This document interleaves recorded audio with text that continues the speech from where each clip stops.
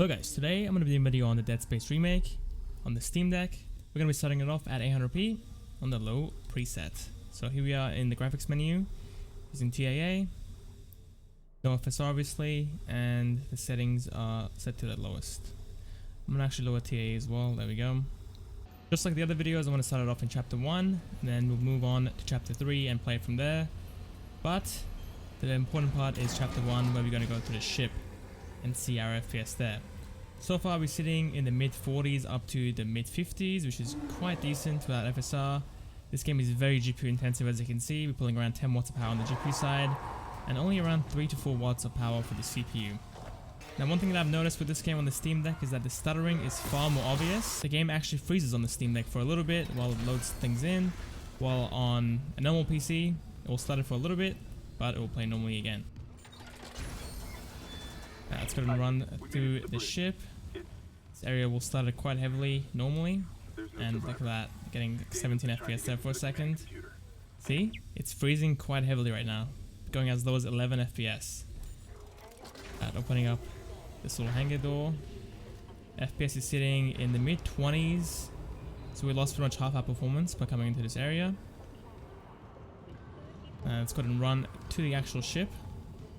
I think we're going to be sitting in the mid 20s if I was going to guess. But so far sitting in the 30s, which is quite good. Gonna pan the camera to the left. And sitting in the mid 20s. So there you go. Alright, now in chapter 3, we gotta go this way, I'm pretty sure. Sitting in the low 30s slash the high 20s. Game is stuttering a little bit here. Okay. Doesn't feel too bad right now. It's definitely still playable, even though FPS is kind of low. Where are we going? That was very laggy there for a second, dropping down to the high 20s. I think this game definitely can be playable on the Steam Deck, but some areas will be quite laggy, so we've got to figure those out and try to fix them. Going over the quality of the game, it looks pretty fantastic on the handheld. On the bigger screen, if you're playing in dock mode, it looks pretty good still. Doesn't look like super high quality, but it's not that bad either. It's definitely possible still. And yeah, low quality is a pretty great start. If you remember in Forspoken, the game looked pretty awful at the low settings, but in this game, the low settings is still quite fantastic. Alright, let's go and pause the game and enable FSR, because right now this game is very GPU heavy. We're pulling around 10 watts of power on the GPU side, so we can lower that to like 5 watts or 4 watts with the use of FSR. It will make a huge difference on our FPS. So, going down to anti-aliasing, gonna enable FSR, and we're gonna start it off at the Balanced preset. This is normally very close to the quality preset, with a bit of extra FPS. So using the Balanced FSR mode, let's wait for the game to catch up. I've got to be honest, the quality doesn't look the best. Normally in games, FSR looks pretty fantastic on the Steam Deck, but I can definitely tell a huge difference in quality with using FSR. I think I might try out the system-wide FSR as well, just to see what we can get over there. Uh-oh. I think unfortunately for this game, we're going to be targeting 30 FPS, or consistent 30 FPS. Because although we can get 40 FPS most of the time, we still do get some dips into the 30s.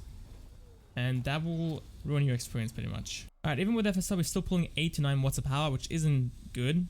So I'm going to go ahead and manually lower the resolution and use system-wide FSR to upscale to 800p.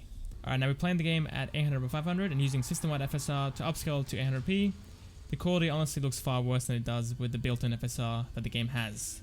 So I think the smart thing to do right now is to go with the built-in FSR. Even though the quality isn't amazing, it's still better than using the system-wide FSR. Alright, since we couldn't get the proper results with the system-wide FSR, we're playing the game at the medium settings now at 800p. And here we are with that. FPS is sitting in the low 20s, so that's not a good sign. Let's give it a second. I think it'll bounce back. Normally it does. There we go. It's honestly not too bad at 27 FPS, even though that's kind of funny to say. It's definitely playable still, but not ideal. So I think a mix of medium to low settings, again, will be the way to go with this game at 30 FPS.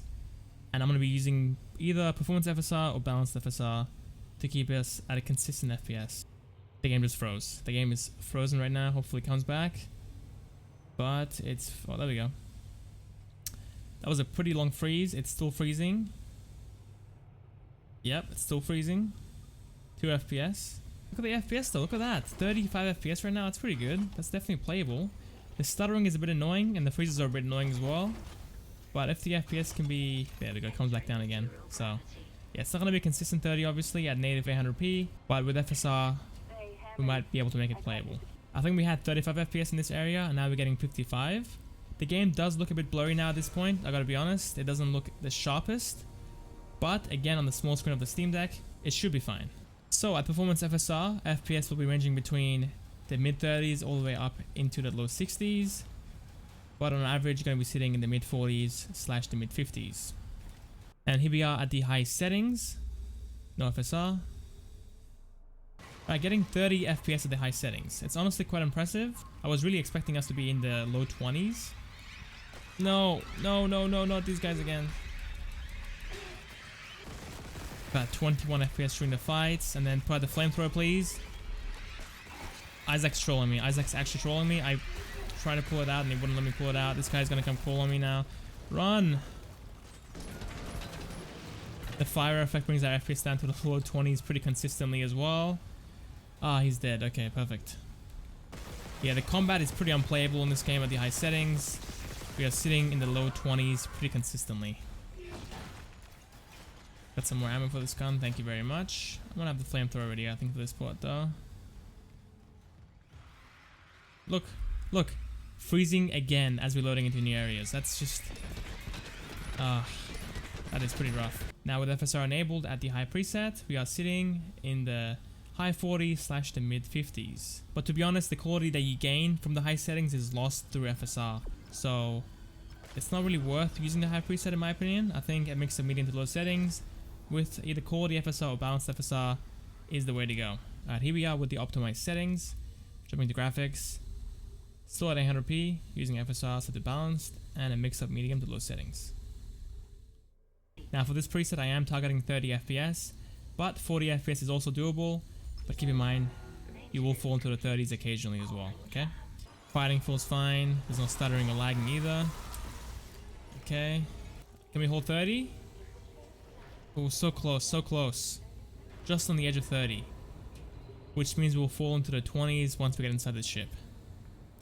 Unfortunate, but it is what it is. This game is very intensive on the GPU at medium settings, or a mix of medium to low settings. We just can't hold a stable 30. Now, although we are falling into the 20s occasionally, I think on average you're going to be sitting in the mid 30s / 40s.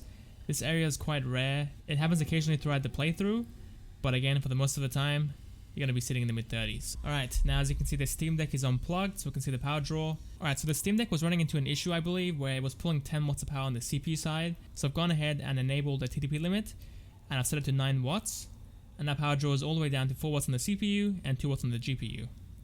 And beforehand, as you can see, CPU goes up to 10 watts of power being pulled.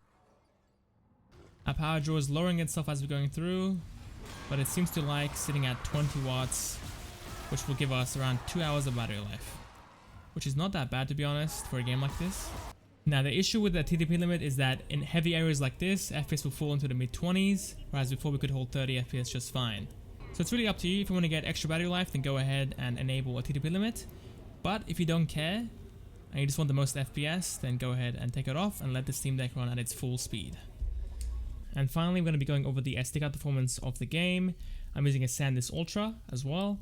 And starting it off with the performance, the game will run about the same. I don't really see any extra stuttering or lagging due to the SD card versus the SSD. But the load times are far longer on the SD card than they are on the SSD. It took around almost a minute for it to boot up of the SSD, and it took a minute 40 of the SD card. So that's way longer. It's like twice the amount almost. Not quite, but it is. And yeah, that's pretty much it, guys. Thank you guys for watching. Hope you guys enjoyed. And I'll see you guys tomorrow for Dead Space with the RTX 3060 Ti. See you guys there.